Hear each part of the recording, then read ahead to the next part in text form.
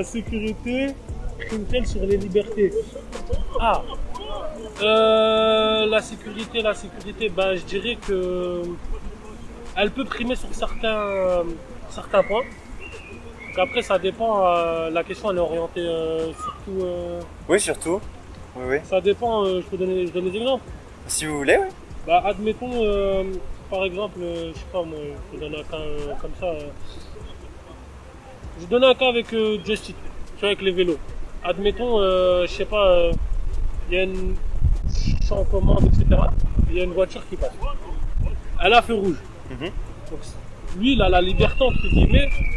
Enfin, moi j'ai fait rouge, lui il a vert. Ouais. Il a la liberté de passer. Ouais. Mais si moi je passe en même temps que lui, malgré que lui il a la liberté, il y a ma sécurité avant tout. Tu vois? Donc est-ce que là la sécurité, enfin la liberté, elle passe ou c'est moi qui passe? Tu vois ce que je veux dire? Et moi pour moi, c'est la sécurité avant, en tout cas sur ce truc. C'est pas pour rien qu'on met les piétons, tu vois, dans le code de la route, les piétons prioritaires sur les voitures, même s'ils ont rouge. Ouais. Tu vois, du coup, moi pour moi en tout cas, sur certains points, la sécurité peut passer avant la liberté, tant que ça touche pas à la liberté d'autrui ou quoi que ce soit. Mais pour moi, elle peut passer avant tu vois, avant la liberté. Voilà, c'est un exemple que je t'ai donné, mais moi pour moi c'est ça. Après, c'est avec mon quotidien. Donc, moi, j'ai plusieurs fois eu, on va dire, cette chose. Donc, en étant livreur et en étant conducteur, je sais que même si j'ai le vert et que le livreur il passe, je vais plus avoir tendance à freiner que d'accélérer. Tu vois, du coup, bah, pour moi, la sécurité avant la liberté, moi, je dirais. En tout cas, sur ce point-là. D'accord. Que je t'ai dit. Merci. Je sais pas ce que toi t'en penses. Oui, effectivement, sur certains points. La question. Ah bah, ça dépend effectivement sur certains points. Mais après, c'est toujours la question, par exemple, pour revenir sur la sécurité routière. Avant, il n'y avait pas de ceinture. Ouais. Et donc, certains, quand ils ont légalisé, ils ont obligé la ceinture. Certains ont réfuté la chose. Et alors que pourtant, ça a gagné des vies. C'est dangereux, la ceinture. Tu vois, admettons ta ceinture se bloque. Ouais. Tu vois, c'est aussi, il y en a qui ont réfuté par rapport à ça. Admettons, t'es dans un accident et ta ceinture se bloque. Je sais pas, moi je te donne un cas comme ça, je sais pas, t'es sur une voie de train, il y a le train qui va passer, ta ceinture se bloque à ce moment-là. Et tu peux pas la détacher. Ça peut être bon comme ça peut être mauvais. Ouais. Et du coup, il y a plein de sujets comme ça, comme ils peuvent être très bons, mais mauvais en fait. Il y aura toujours un mauvais dans une chose. Ouais.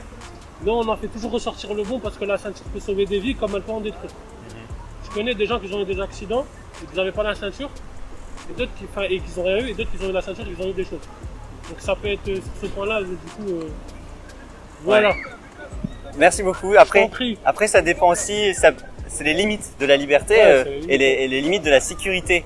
C'est jusqu'où peut-on aller dans la sécurité pour légitimer le manque de liberté. Voilà. Ça c'est sûr. Après, comme je te dis, il faut de tout. Donc en soi, mieux vaut privilégier la liberté et la sécurité. Mais si c'est un mélange des deux, moi je dirais on privilégie plus la sécurité. Parce que sans sécurité, on n'a pas de liberté. Tu vois? Ok. Donc, moi, pour moi, c'est mon point de vue après. Est-ce que c'est ça? Non, je pense que tout le monde a le droit à sa liberté d'expression, à dire ce qu'il veut et ce qu'il ne veut pas.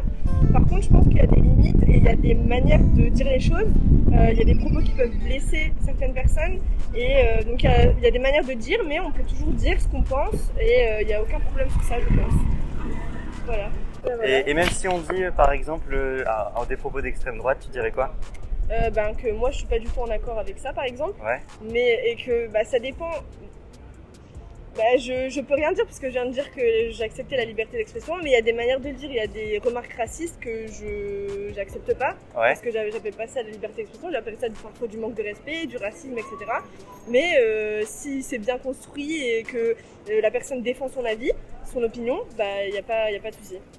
Simplement. C'est juste la limite de la liberté d'expression, la définition qu'on en fait. Voilà, c'est ça. Ok. Ouais, c'est ça. C'est la question. Le droit de vote devrait-il être obligatoire? Pour moi, non. Moi non Chacun plus. fait ce qu'il veut. S'il a envie de voter, il vote. S'il n'en a pas envie, s'il n'est pas du tout dans ça, il ne vote pas. Moi je suis d'accord parce qu'il peut y avoir des gens qu'on n'apprécie pas forcément et qu'on veut pas voter pour rien, du coup autant ne pas voter. Mais bon après, non, moi je pense pas que ça devrait être Ouais, ça obligatoire. devrait pas être imposé honnêtement.